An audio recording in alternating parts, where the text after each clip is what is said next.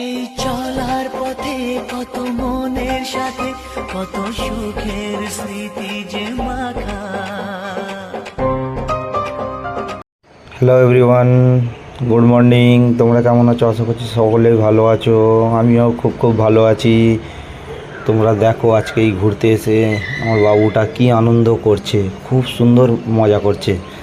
কত কি চারোদিকে ঢেলা মারছে, নদীর দিকে ঢেলা মারছিল, তো ওদিকে মানা করলাম, তো বলছে এই গাছের দিকে আমি একটু ঢিল ছুঁড়ছি।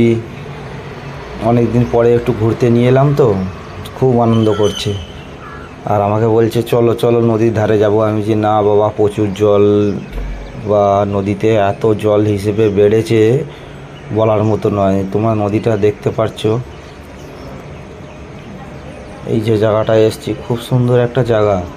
তো এই জায়গাটা প্রচুর লোক পিকনিক করতে বা ঘুরতে আসে। এই নদীটা বেশি কি জল থাকে না অবশ্য, কিন্তু এখন মানে প্রচুর পরিমাণে জল।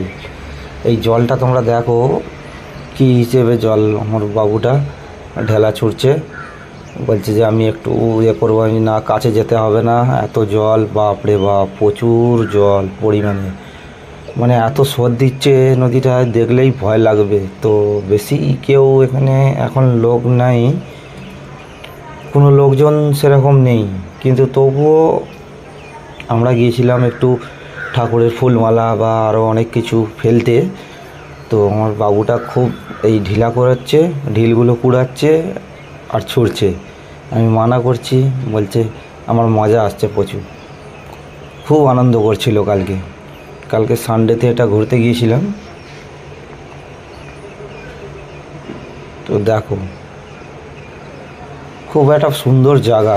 এই যে প্রকৃতি পরিবেশটা না, খুব সুন্দর। চারোদিকে সবুজ ঘাস, আরও অনেক কিছু।